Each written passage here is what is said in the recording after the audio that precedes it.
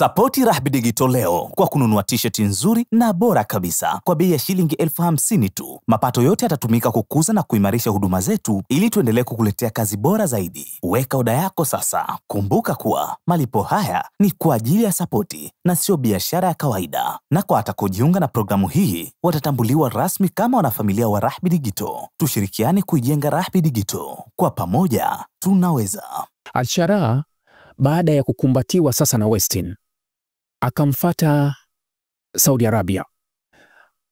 Mohammed bin Salman akamwambia, nitakupigania kwa baba yetu mkuu ili uondolewe kila kitu na iwe sawa. Trump anatamka mbele pale, anasema kuwa tunaondoa vikwazo kwa Syria kwa sababu maombi request, anasema ni special request kutoka kwa Mohammed bin Salman. Kwa hiyo kumbe vitu vinawekwa kwa sababu yao maalum na wanaweza wakavitoa kwa sababu maalum. Hata wizara ambazo zimehusika na vikwazo vya Marekani zinasema ni moja ya tangazo lililokuja ghafla.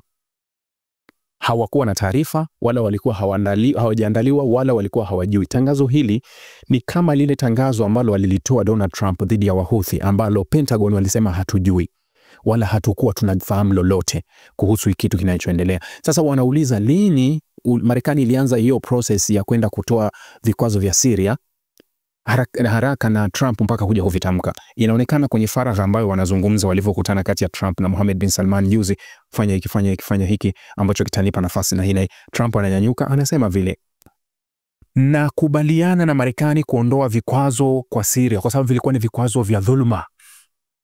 Vilikuwa ni vikwazo ambavyo havina uhalisia, vikwazo ambavyo vilikuwa vinawaumiza watu wasiohusika.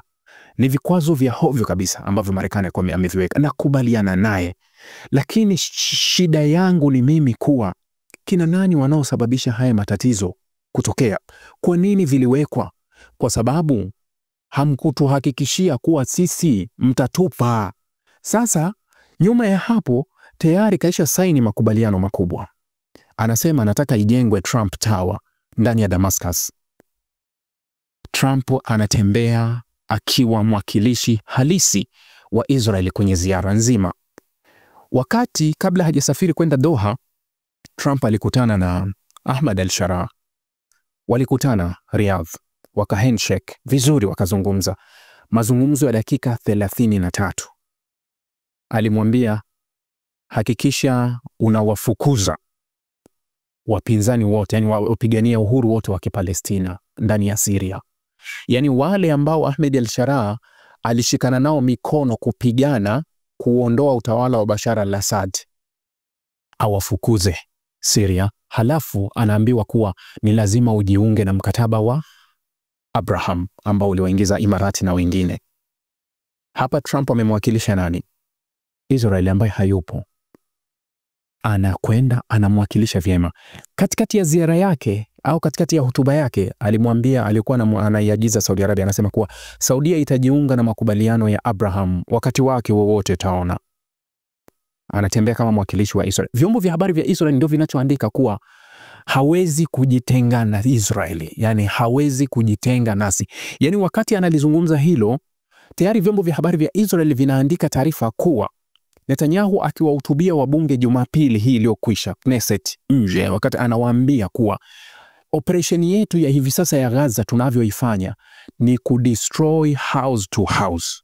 Yani sisi tunafanya kwa vitendo agizo la Donald Trump la kuwahamisha watu wa Gaza. Yeye alilizungumza kwa vitendo ambao hajalikanusha. Ziara yake yote ya Arabu leo iko siku ya pili Doha, hajakanusha wala hajalikataa kama kuwa nimefuta wazo, isipokuwa lile wazo linatekelezwa. Waziri wa usalama wa taifa wa Israeli anasema kuwa kila kitu tunakifanya ndani ya baraka za Marekani, tayari ametubariki, tuendelee na hilo.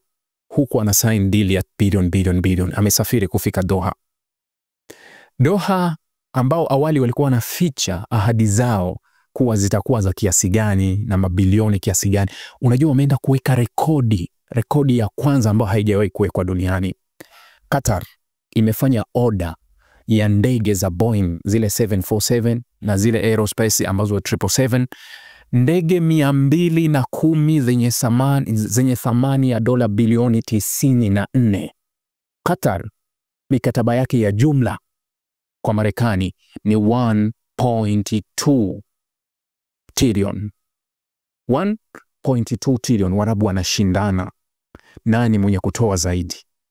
Fedha ambazo Israeli anavuta kila mwaka 3.8 billion annual anazichukua kutoka kwa Marekani kwa ajili ya masuala ya silaha, uwezo wa kujilinda na vya kitu. Sasa hebu chukua mkataba mzima uliopo kwa Saudi Arabia, acha ile bilioni 600 ambao umekadiriwa kwa mkataba wa Saudi Arabia jumla total utafika trilioni 1. Tayari Trump anakwenda kusaini mkataba na Doha wa 1.2 trillion, trilioni 2.2. Tayari kuna mkataba ambao tayari unafahamika wa Imarati kabla hajaugeuza, kuna 1.4 trillion, 3.6 trillion katika nchi 3 za Kiarabu. Israeli anataka 3.8 billion. Hii fedha ambayo Waarabu wameitoa, Israeli atapokea kwa Marekani hata miaka 50 nyingine na hawezi kuimaliza kwa ile ruzuku ya silaha na kila kitu ambayo Israeli anapokea kwa hii fedha tu ambayo tayari Marekani kwa ndege 210 order. 210 order. Wakati Qatar inazungumza hilo, inatoa taarifa ya kushutumu operation ya Israel inayofanyika, kwa sababu ndani wakati Trump anatoka Riyadh kwenda Doha, Israel vyombo vya habari vya Israel vinatoa ripoti, au vya Gaza vinatoa ripoti kuwa Wapalestina 84 wameuawa within 24 hours. Trump yuko hapo, hazungumzi lolote, lakini anakuwa mwakilishi mzuri wa Israel katika kipindi hiki. Ni kweli kuwa Trump ameachana na Israeli au anaweza kutembea bila Israeli? Sidhani. Hilo kwangu mi bado liko mbali sana. Lakini ziara hii inatufumbulia, inatuonyesha vitu ambavyo hatukuwa tunaviona, vitu ambavyo ni vigumu kufikirika, lakini ni vitu halisi kabisa ambavyo hivi sasa vinaendelea. Jamani, ziara ya Trump iko Doha. Mikataba mingi ya kiusalama, ulinzi, silaha, mambo mengi ambayo Doha ameingia pamoja na. Lakini kuondoa vikwazo kwa Marekani kwa Syria kunaenda kusababisha sasa hawa watawala wa Mashariki ya Kati ambao walikuwa na wao pia wanahofu kufanya uwekezaji Syria, wanahofu kuingiza chochote Syria, wanahofu kusaidia lolote, hivi sasa wataweza kuisaidia. Katika hili tutarajie kutatokea vurugu kubwa sana ndani ya Syria. Inatajwa kuwa Israeli alikataa ombi la Marekani kuondoa vikwazo kwa Syria kwa sababu ustawi wa Syria ambao hawajaidhibiti utahatarisha. Yani ni kile ambacho hofu ya Israeli kwa Iran, kuondoa vikwazo kwa Iran, kustawi kwa Iran. Yani ni hofu fedha inawezaje kuwafikia, kwa sababu pesa ndio kila kitu. Hawa wakipata pesa watafanya lolote. Sasa kuwa usitoe vikwazo, Trump anakuambia refuse. Wakati na refuse kutoa vikwazo kwa sababu ya Syria, na kuja nakupa kikubwa zaidi ambacho nimekipata faida kuliko hicho. Yani mimi nina mkataba wa trilioni 1, halafu wewe sipati chochote kutoka kwako, halafu wewe unakuja kuchukua kwangu mambai ni omba wangu. Mimi nachukua fedha, ukija kwangu unanipigia kelele kwa sababu huwa kelele zako zinasumbua utawala wangu. Hebu chukua hii hapa fupa, pambana nalo. Utakaa kimya. Hivyo vyombo vya habari vinaandika kama kuwa Netanyahu alimzuia Donald Trump kuondoa vikwazo Syria, lakini akaamua kuwa mimi nitaondoa vikwazo Syria.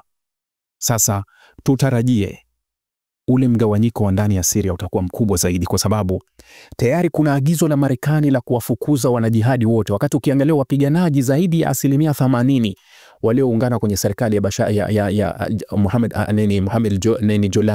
Ahmed al-Sharaa, wengi ni wanajihadi ambao wametoka kwenye mataifa mbalimbali. Leo hii kunatoka agizo la Marekani kuwa wapiganaji wote waliotoka kwenye mataifa mbalimbali waondoke. Wakati waliaminishwa wanakuja kupigania jihadi, wakajiunga na jihadi. Leo hii Sharaa amejiunga na upande wa pili, amegeuka kuwa hawa sio watu wetu, hawa sio wenzetu, ni lazima tuhakikishe tunawaondoa wote. Unaitarajia Syria ya aina gani? Je, unahitaji taarifa kamili na uchambuzi wa ndani zaidi? Jiunge sasa katika grupu letu la WhatsApp kwa malipo nafuu kabisa. Utapata uchambuzi wa kila siku, mchana na jioni, update za dunia kwa haraka zaidi, fursa ya kumuuliza maswali Rahbi papo hapo na kupata majibu ya haraka zaidi kutoka kwake. Usikose nafasi hii adhimu. Jiunge sasa na uwe mbele ya taarifa kuliko wengine. Tupigie kwa simu namba 0654467177 au tuandikie ujumbe ni unge na Rahbi. Tutakuunga moja kwa moja.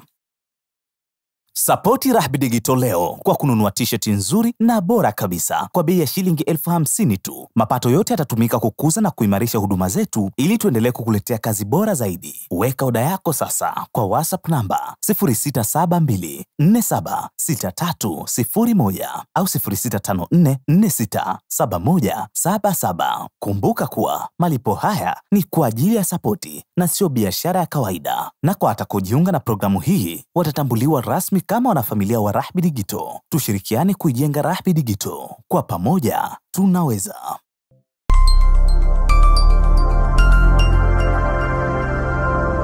Rahby Digital, haki na ukweli.